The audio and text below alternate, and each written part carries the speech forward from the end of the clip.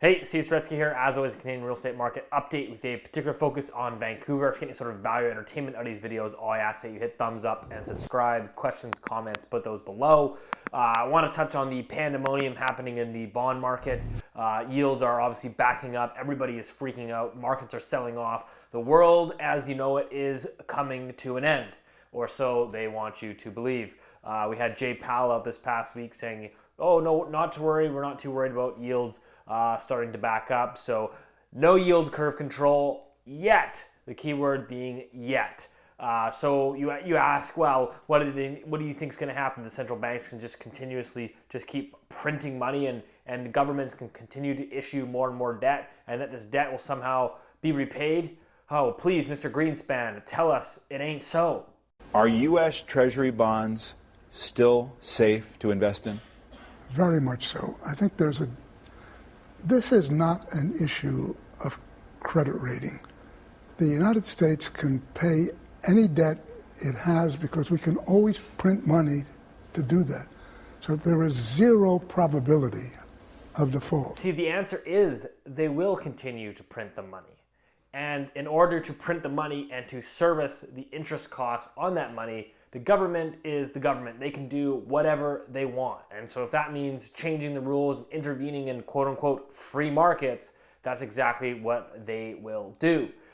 So lest we forget, the last time that yield curve control was implemented, it was in the US during the World War II period of 1942.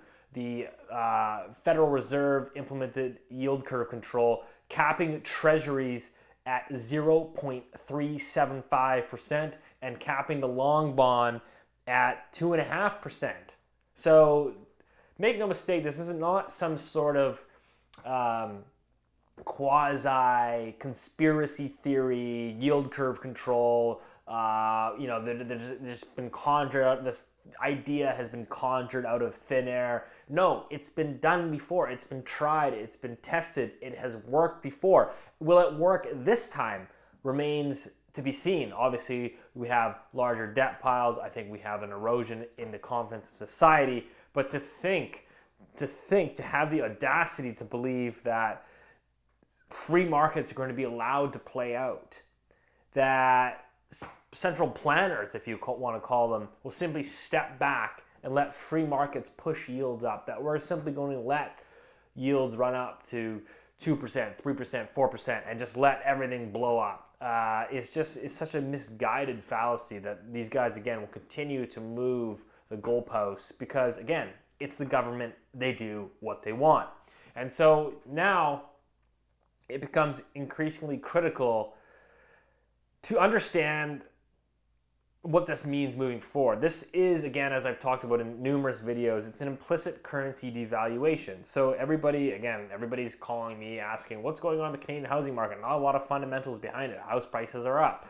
Yes, because again, this is a currency devaluation. The release valve for all the debt is to devalue the currency, to make those debts worth less in real terms. And so you devalue the currency. And so one of the ways I like to look at it, I'll never forget this interview on BNN Bloomberg with Josh Crum, who's the founder of a company called Gold Money, where he actually this was back in, I believe, 2015-16, when he had this massive run up in Canadian home prices. And he went on there and he actually put out the chart where we measured real home prices, so Canadian home prices, measured in non-Canadian dollars, but measure them in the price of gold, which has historically been considered real money over the span of thousands of years. And so if you look at this chart that they put together back in 15-16, real home prices in Canada, while they might be going up in Canadian dollar terms, a devalued fiat currency that Papa Trudeau continues to print away. If you actually price your home now in gold terms, it shows a much different picture. And so what I try to kind of elicit the point to people to understand is, like, it's never been more obvious what is happening right now. This is an implicit and explicit, obvious currency devaluation. Now, if somebody has the time, and if you want to reach out to me, feel free. I will help you with some of the data. If somebody wants to put this chart together, repricing the current run-up in Canadian home prices in gold prices, I'm happy to help you put that together because I think that would be a very fascinating chart. And so what we have really is, I prefer not to look at the run-up in home prices recently as a run-up in home prices. I prefer to see as a devaluation of your currency. And so this is when, obviously, when you go through these regimes of massive currency devaluation, the people that get hurt the most are the people that don't own, real tangible assets. So you can imagine an individual that, works extremely hard, works a 9-to-5 job, and they get paid, their raises are based off of CPI inflation of, say, 2%. And, this poor individual is okay, here's your 2% raise this year. We raised it to keep up with inflation. But it's such a horrible metric to begin with. You can imagine a 2% raise in today's environment is not enough to keep up with the real pace of inflation. I would again argue that the real pace of inflation should be measured in the growth of the money supply, M2 money supply. So in Canada, that's around 15%. In the United States, that's around 25%. Or alternatively, you could look at someone like Raul from Real Vision, who was recently out on Twitter this past week, where he put together a fantastic thread where basically he highlighted showing the valuations when you measure it in central bank balance sheet growth. So you take the 4 largest central banks in the world and you start to look at their holdings, they're basically their money printing, and you devalue assets in that term. So if you actually look at it, gold has actually failed to keep pace when adjusted for central bank balance sheet growth. So gold actually hasn't been, hypothetically, the greatest store of value either. And, Raul, I'll put a link to that thread. He actually goes on to show that real estate as well has failed to actually keep up with G4 central bank balance sheet expansion. And so again, I really want you to focus on the unit of account, because this channel is really just about financial education and understanding the market dynamics to help, we're having a financial conversation here.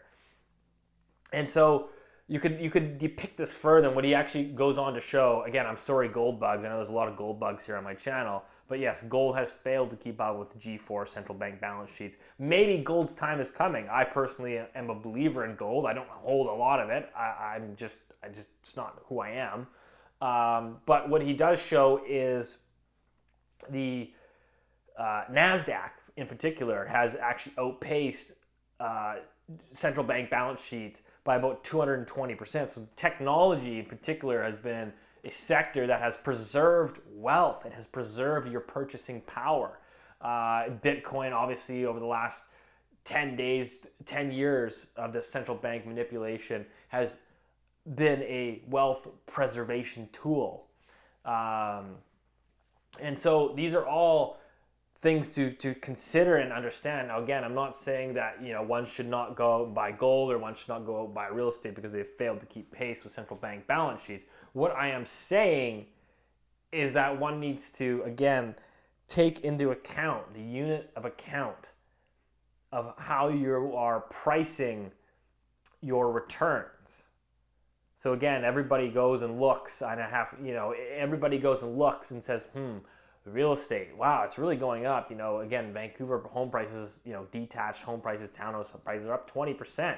But again, keep in mind this isn't a devalued fiat currency, so we have to reprice this in real terms. And so I prefer to look on a global level and say, okay, what is the total return of this asset class?